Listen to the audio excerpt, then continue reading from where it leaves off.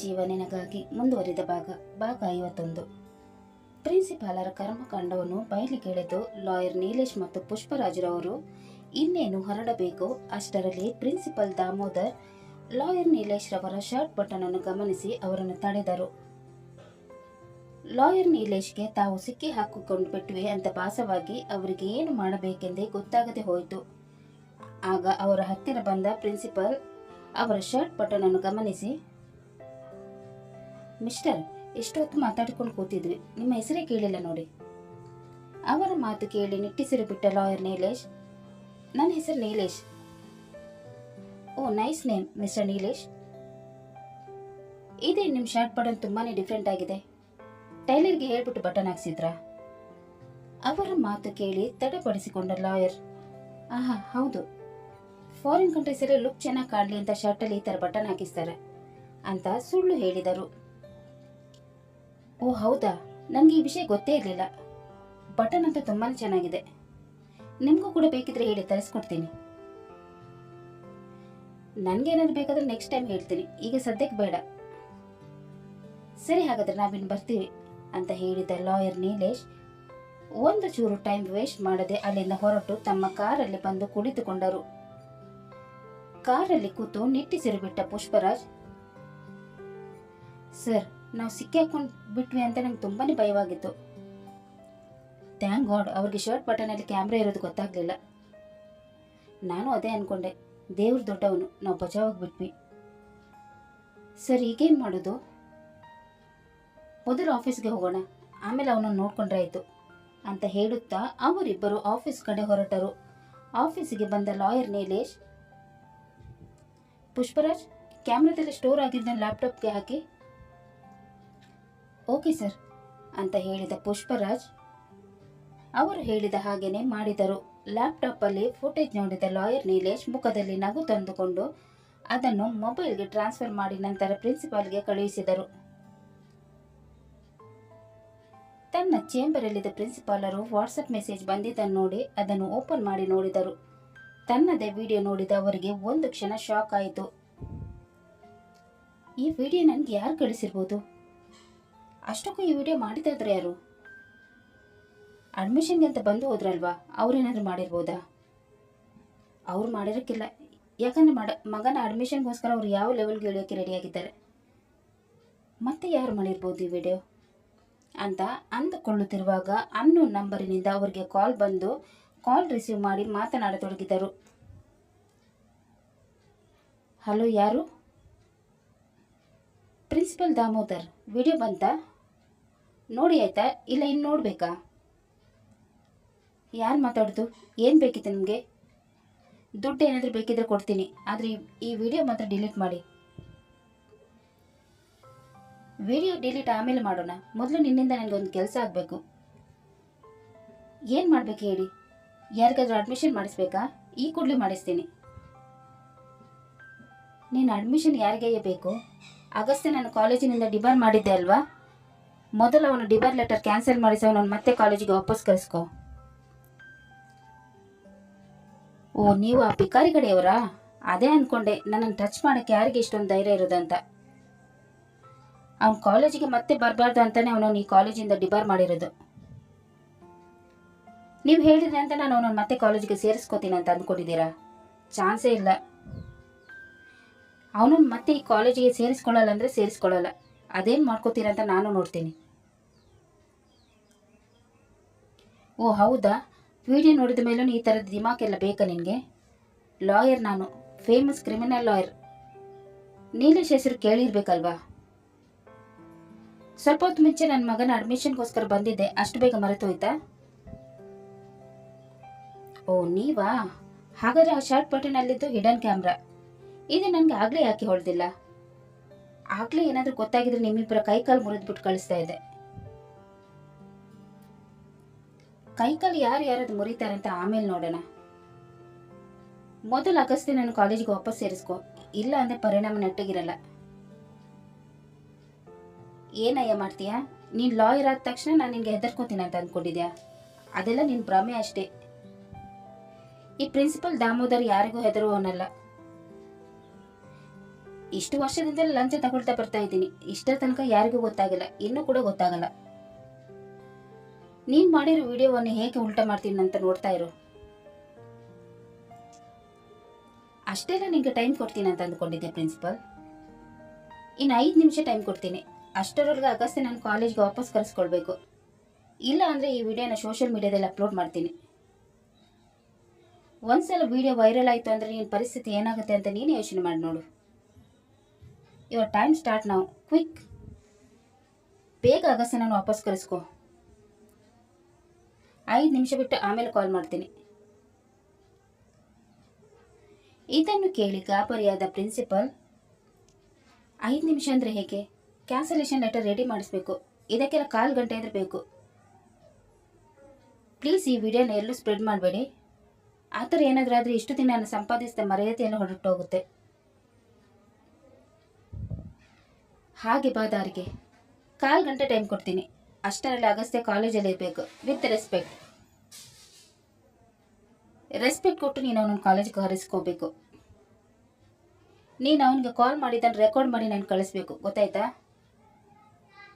ಆಯ್ತು, ನೀವು ಹೇಳಿದಾಗೇನೆ ಮಾಡ್ತೀನಿ. ನನ್ನ ವಿಡಿಯೋ ಮಾತ್ರ ವೈರಲ್ ಮಾಡಬೇಡಿ. ಸರಿ, ನಿನ್ನ ಕೆಲಸ ಬೇಗ ಶುರು ಹಚ್ಕೋ. 1/4 ಗಂಟೆ ಬಿಟ್ಟು ಆಮೇಲೆ ಕಾಲ್ ಮಾಡ್ತೀನಿ ಅಂತ ಹೇಳಿ ಕಾಲ್ ಕಟ್ ಮಾಡಿದರು. ಲಾಯರ್ ನೀಲೇಶ್ ಹೇಳಿದ ಮಾತು ಕೇಳಿ ಖುಷಿಯಾದ ಪುಷ್ಪರಾಜ್, ಆ ಪ್ರಿನ್ಸಿಪಲ್ ಸೊಕ್ಕೆಲ್ಲ ಅಡಗಿಸಿ ತುಂಬ ಒಳ್ಳೆ ಕೆಲಸ ಮಾಡಿಬಿಟ್ರಿ ಸರ್. ಇನ್ನೊಂದ್ಸಲ ಬಡವ್ರ ಹೊಟ್ಟೆಗೆ ಹೊಡೆಯಬಾರ್ದು, ಆ ಥರ ಮಾಡಬೇಕು. ಅದನ್ನು ಕೂಡ ಮಾಡೋಣ. ಮೊದಲು ಅಗಸ್ತ್ಯ ನನ್ನ ಕಾಲೇಜ್ಗೆ ಸೇರಿಸ್ಕೊಳ್ಳಲಿ, ಆಮೇಲೆ ಮಿಕ್ಕಿದ್ ನೋಡೋಣ ಅಂತ ಹೇಳುತ್ತಾ ಪ್ರಿನ್ಸಿಪಲ್ ರಿಪ್ಲೈಗೋಸ್ಕರ ಕಾಯತೊಡಗಿದರು. ಇತ್ತ ತನ್ನ ಚೇಂಬರ್ ಅಲ್ಲಿದ್ದ ಪ್ರಿನ್ಸಿಪಾಲ್ಗೆ ಭಯವಾಗತೊಡಗಿತು. ಈ ವಿಡಿಯೋ ಏನಾದರೂ ವೈರಲ್ ಆದ್ರೆ ನನ್ನ ಕತೆ ಮುಗೀತು ಅಂತಾನೆ ಅರ್ಥ. ಮ್ಯಾನೇಜ್ಮೆಂಟ್ಗೆ ಗೊತ್ತಾಗೋದಲ್ಲದೆ ಇಡೀ ಕಾಲೇಜಿಗೆ ನನ್ನ ಬಗ್ಗೆ ಗೊತ್ತಾಗಿ ನನ್ನ ಮರ್ಯಾದೆ ಹೋಗ್ಬೋದು. ಆಮೇಲೆ ನನ್ನ ಕೆಲಸಕ್ಕೆ ಧಕ್ಕೆ ಬರ್ಬೋದು. ವಿಡಿಯೋ ಏನಾದರೂ ಸೋಷಿಯಲ್ ಮೀಡಿಯಾದಲ್ಲಿ ಅಪ್ಲೋಡ್ ಆದರೆ ನನಗೆ ಬೇರೆ ಎಲ್ಲೂ ಕೂಡ ಕೆಲಸ ಸಿಗದೇ ಇರ್ಬೋದು. ಆ ಬಿಕಾರಿನ ಡಿಬಾರ್ ಮಾಡೋಕ್ಕೆ ಹೋಗಿ ನಾನೇ ಡಿಬಾರ್ ಆಗೋ ಪರಿಸ್ಥಿತಿಯಲ್ಲಿದ್ದೀನಿ. ಏನು ಮಾಡೋದು ಈಗ? ವಿಡಿಯೋನ ಎಡಿಟ್ ಮಾಡೋಕ್ಕೆ ಕಳಿಸೋಣ ಅಂದರೆ ಅದಕ್ಕೆ ನನ್ನ ಹತ್ರ ಈಗ ಟೈಮ್ ಇಲ್ಲ. ಈಗಲೇ ಲೆಟರ್ ರೆಡಿ ಮಾಡಿ ಅವನಿಗೆ ಕಾಲ್ ಮಾಡಬೇಕು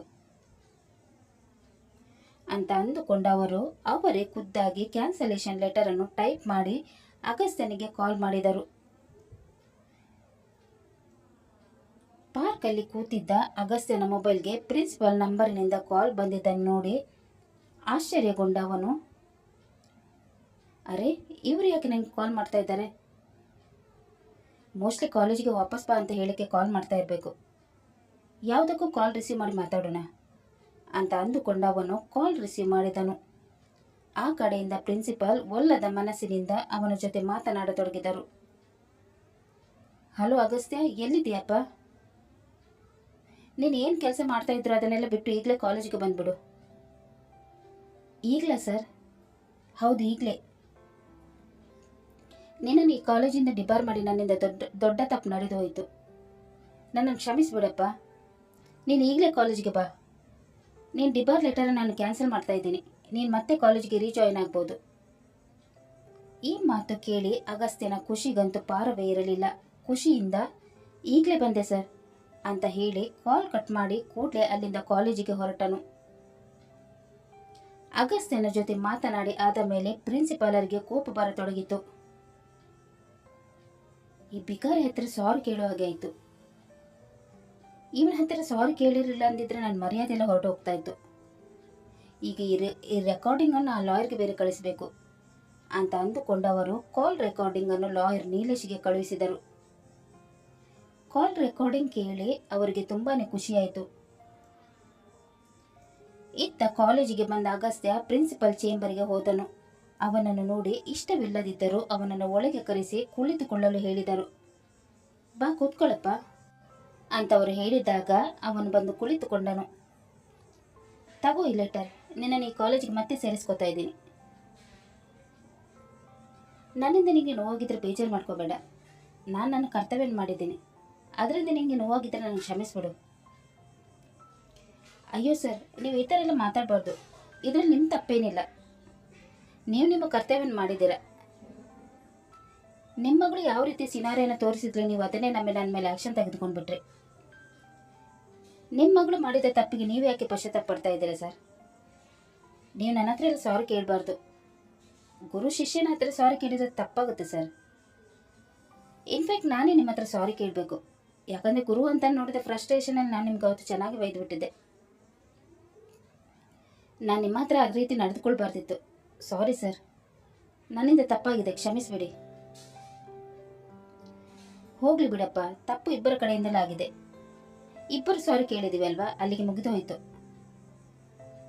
ಇನ್ಮೇಲೆ ನೀನು ನನ್ನ ಮೇಲೆ ಸೇಟ್ ತೀರಿಸ್ಕೊಳಕ್ಕೆ ಹೋಗ್ಬೇಡ. ಅಯ್ಯೋ, ನಾನೇಕೆ ನಿಮ್ಮ ಮೇಲೆ ಸೇಟ್ ತೀರಿಸ್ಕೊಳ್ಳಿ ಸರ್? ಅವತ್ತು ಸಿಟ್ಟೆಲ್ಲ ಆ ರೀತಿ ಮಾತಾಡ್ಬಿಟ್ಟಿದ್ದಷ್ಟೇ. ಇನ್ಮೇಲೆ ಆ ರೀತಿ ಎಲ್ಲ ಮಾತಾಡಲ್ಲ ಸರ್.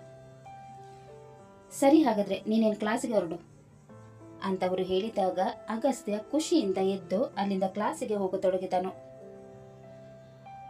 ಅಗಸ್ತ್ಯ ಹೋದ ನಂತರ ಪ್ರಿನ್ಸಿಪಲ್ ರವರು ಲಾಯರ್ ನೀಲೇಶ್ಗೆ ಕಾಲ್ ಮಾಡಿ, ಸರ್, ನೀವು ಹೇಳಿದ ಹಾಗೆ ಮಾಡಿದ್ದೀನಿ. ಅಗಸ್ತ್ಯನ ಜೊತೆ ಮಾತಾಡಿದ ಆಡಿಯೋ ಕೂಡ ಕಳಿಸಿದ್ದೀನಿ. ಈಗಲಾದರೂ ಈ ವಿಡಿಯೋ ಡಿಲೀಟ್ ಮಾಡಿ ಸರ್.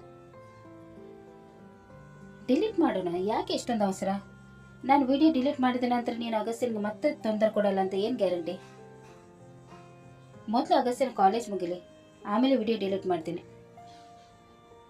ಇನ್ನೊಂದ್ಸಲ ಬಡವರ ಭಾವನೆ ಜೊತೆ ಆಟ ಆಡಿದ್ರೆ ಎಲ್ಲೂ ಮುಖ ತೋರಿಸಿಕೊಂಡು ಓಡಾಡಬಾರ್ದು, ಆ ಥರ ಮಾಡ್ತೀನಿ.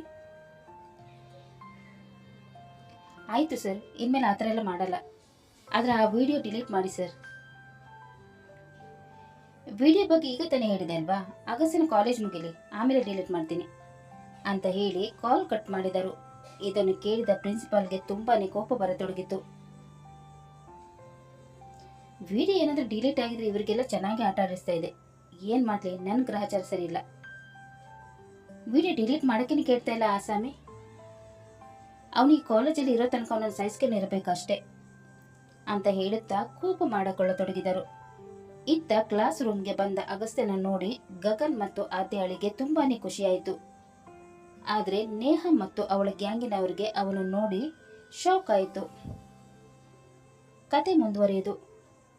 ಅಗಸ್ತ್ಯನನ್ನು ಮತ್ತೆ ಕಾಲೇಜಲ್ಲಿ ನೋಡಿ ನೇಹ ಮತ್ತು ಸನ್ನಿ ಅವನ ಜೊತೆ ಯಾವ ರೀತಿ ನಡೆದುಕೊಳ್ಳುತ್ತಾರೆ ಅನ್ನೋದನ್ನು ತಿಳಿಯಲು ಮುಂದಿನ ಸಂಚಿಕೆಯಾಗಿ ಕಾಯೋಣ. ಅಲ್ಲಿ ತನಕ ಈ ಕತೆ ನಿಮಗೆ ಇಷ್ಟವಾದಲ್ಲಿ ಲೈಕ್ ಮಾಡಿ, ಶೇರ್ ಮಾಡಿ ಮತ್ತು ಸಬ್ಸ್ಕ್ರೈಬ್ ಮಾಡೋದನ್ನು ಮಾತ್ರ ಮರಿಬೇಡಿ. ಹಾಗೆ ಕತೆ ಹೇಗಿದೆ ಅಂತ ಕಮೆಂಟ್ ಬಾಕ್ಸಲ್ಲಿ ತಿಳಿಸಿ. ಧನ್ಯವಾದಗಳು.